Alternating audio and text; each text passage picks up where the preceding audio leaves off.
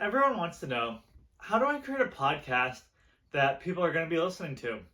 It can be very difficult when you're going out there and you're launching your own podcast where you go out there, you spend all this time, maybe you have guests, or maybe it's just yourself going out there and doing solo episodes. And you're going out there, you're producing these podcasts, whether you're doing it yourself, whether you're going out there and you're hiring a company, and you're spending all this money and time on your podcast, then all of a sudden you get one listener. You maybe get 10 listeners.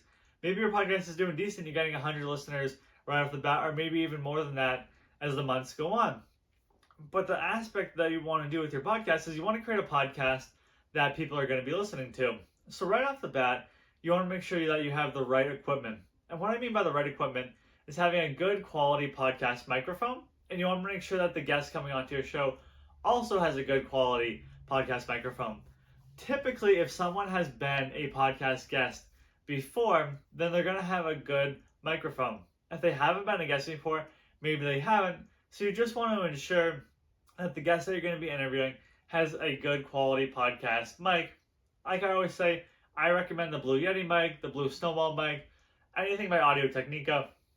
I personally use the Blue Yeti mic. I find it cost affordable. It's about $100, $130 depending on the time and day that you buy it on Amazon. So you want to make sure that you just have that good quality podcast equipment.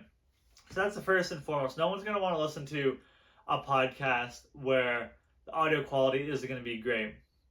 Outside of that, you want to make sure that you release your episode on the same sort of day and time every single week, month, bi-weekly, whatever it may be.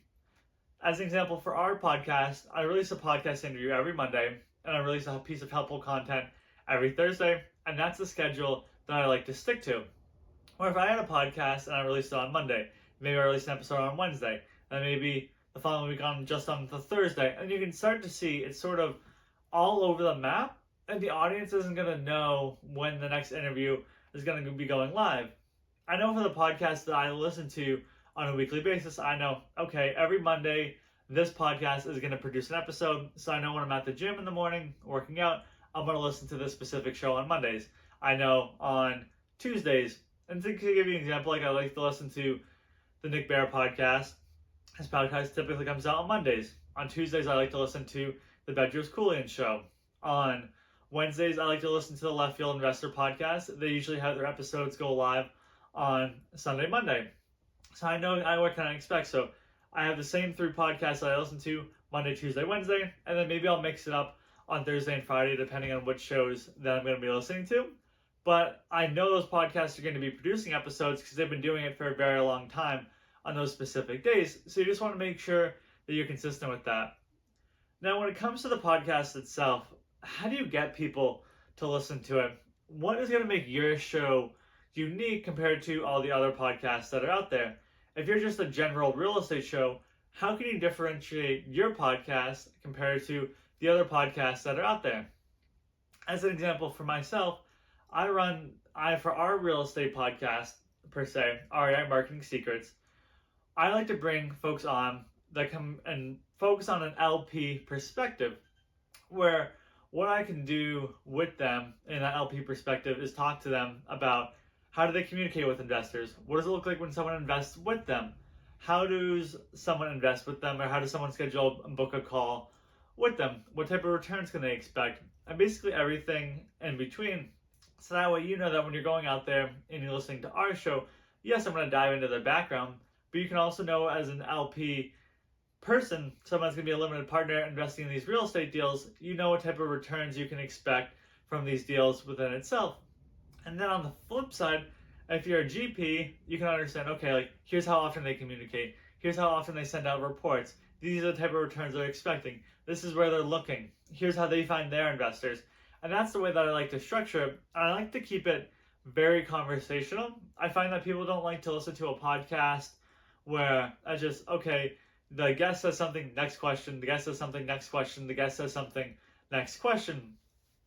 It's easy to do that in the beginning, and that's maybe something you want to do if you're starting off and you're just launching your podcast for the very first time.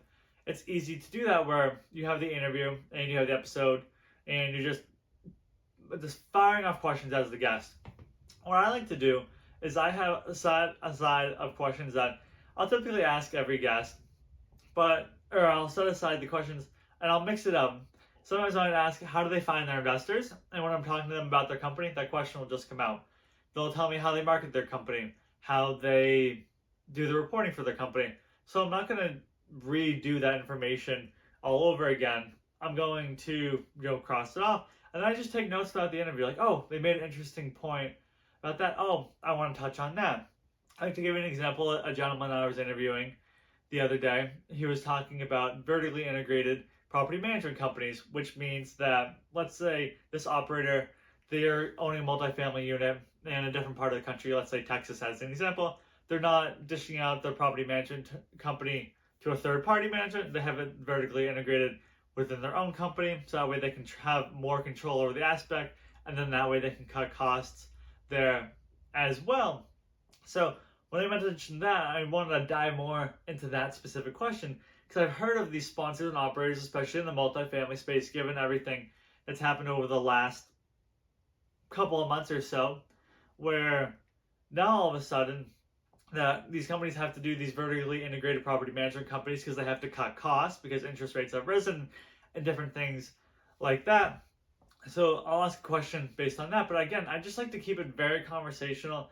I like to just dive into it, talk to the guest, and just almost as if you're just grabbing a cup of coffee. And I find that people really like those style of podcasts versus the podcasts where they come on and just question after question after question without really doing anything in between the questions, without giving any of your own personal input into the podcast. And then the last aspect I would say when it comes to creating a podcast that people want to listen to is making sure people know about your podcast. If you have your podcast, you should be making sure that you're creating anywhere from 5 to 7 clips, whether it's a solo podcast on your own or whether you're having guests on your show, and then you take the content and you share it out there on LinkedIn and then the other different social media platforms. You put it out there to your email list. You make it as easy as possible if you're having a guest on for them to share it to their network as well. And by doing all of that, you're going to get all this promotion on your podcast, and then people are going to start to discover it over time, because you got the world's best podcast, but it's going to be very difficult for you to grow your podcast on your own if you just have your podcast the way that it is. And what I mean by that is if you just have the podcast and you don't tell anyone about it, you don't try to do anything growing it, whether through your email list, through your social media accounts, it's going to be very hard for your show to grow. So that's why I recommend creating the social media content so that people can discover your podcast. But those are the steps that I would take if I was trying to get someone to listen to my podcast and try to grow my podcast as well.